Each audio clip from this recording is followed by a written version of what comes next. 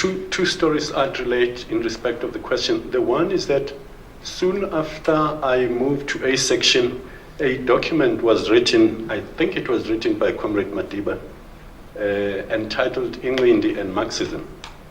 Now, I believe that document is available now. It is in the ANC collection that is kept at Fort Hare, somebody told me. Now, that document, I think it was in 78, it might have been 79, caused major problem politically on the island within the ANC. It divided us seriously.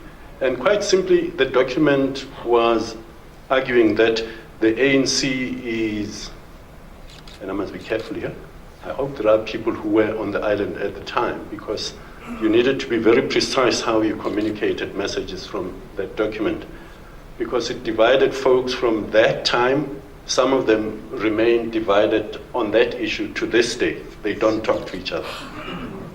It posited a viewpoint that the National Democratic Revolution, that's the word. The National Democratic Revolution is not a Marxist revolution. And I'm simplifying here.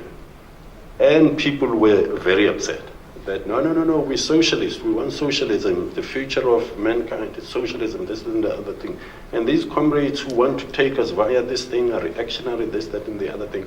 So we got divided. Now, this thing of factions was perfected there as a result of that document. Now, the one thing that was useful was that a handful of comrades were available to be spoken to by people from both factions. Laloo was one of those comrades. The other comrade was Comrade Sisulu and Kgalema. They were the only comrades, and there were one or two others, who were able to keep the organization going. I promise you, if there were AKs there, we would have just finished each other. Because the one group of comrades felt that these comrades are reactionary, and the other comrades felt these comrades just don't understand where we're going with this. And I'm amazed how that thing has informed responses of what we did from about 1978 to this day. And if it were not for people like Laloo, Kgalema, and Comrade Kamela, I think, and obviously the one skill you learn on Robben Island is that within a very confined space, if you don't like Comrade A, you just wipe that comrade, not just from your brain. He just doesn't exist. You won't talk to him, you won't have anything to do with him. And it needed the maturity of people like Laloo to just deal with those sorts of problems. And if you deviated, now even though we were divided, seriously as that, there are comrades who infringed ANC, call them laws, and some of them were silly. For example, we weren't supposed to, I thought Comrade Laloo was a member of the Communist Party, but I was not allowed to ask him that question. And the reasoning was that, comrades, we shouldn't put comrades in a corner to have to answer questions which will threaten their, they might just be brought back on trial for that, and you might be asked to testify this and the other thing. It didn't make sense, but if the organization says this, there's a formulation that comrades who are leading the ANC use today. When the ANC censors you, you must respect that. In prison it was worse, I mean, because these guys who issued these edicts were big chaps in the organization, you couldn't argue with them. Anyway, that was the one. The other was a depressing meeting. I was called to a meeting in 1984, and I have no idea why I was called to that meeting. It was a meeting, an underground meeting after the Nkomati Accord. We held this meeting in Newcastle, and off we went to this meeting. I thought we were going to get a report from somebody from abroad telling us just how this thing has happened and what it is that's expected from us. There was nobody from abroad who came to that meeting. It was just all of us And everybody was angry with the ANC. Why did they allow this situation to happen? What are we going to do? And no one could answer all of those questions. We decided at about 1 in the morning that, comrades, there's no point in having this meeting, let's go. And off we went, driving back home. And we were stopped along the way in a police roadblock. Oh God. And Laloo lied to the police and said, no. These are medical students. Now, he was a silver-haired guy. And I think somebody said, no, he's our professor.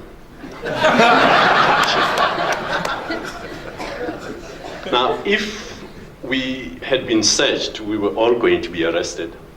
Now, after the police believed this lie, and after we passed there, Laloo says, hey, comrades, if we were arrested, those who didn't have all of these things that we have would have to go to my family and tell them that I'm back in jail. And I thought, comrade Laloo, no, I wouldn't do that. I wouldn't go to your family and tell them that you're arrested. How would I face your family? I just wouldn't be able to just get to your house and tell your family, no, that comrade is back in jail. And that was a huge thing for some reason. Now, there was nothing to that, but Laloo just didn't think that was a proper response. If a comrade gets arrested, you go and tell his or her family that he's arrested. In fact, I think Laloo wasn't he, in the bus that came from Kathrada? Yes, he was. He was there? Now, there was simple racial discrimination in the manner in which I wasn't arrested. But I remember the only person who escaped was Jits. I have no idea how this comrade got out of the bus because the police were right there at the door. But this fellow simply waved them aside, got out of the bus, and I thought, oh, what's this? And somebody who I won't mention took a swig of whiskey in the bus as the police were standing there. And his reason was that, no, comrades, if they interrogate us, I'll be drunk, I won't be able to tell them anything. Anyway, we all got driven to the police station. All the Indian comrades were locked up. No question asked. I can't remember all of them who were there. But all of them were locked up. And you remember Bill Jardine?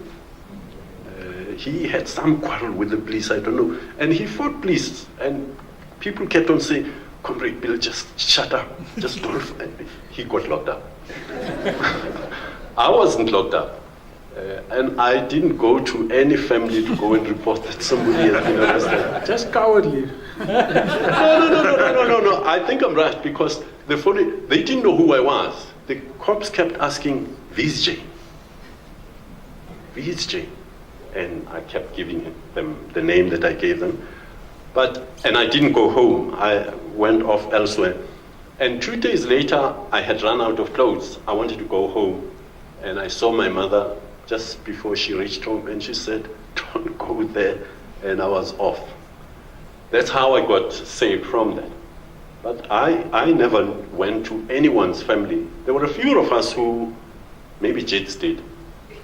I didn't see Jits for the entire state of emergency. But I was not arrested during that state of emergency. All those comrades, I think, were arrested for that entire state of emergency for about 6 or 7 months.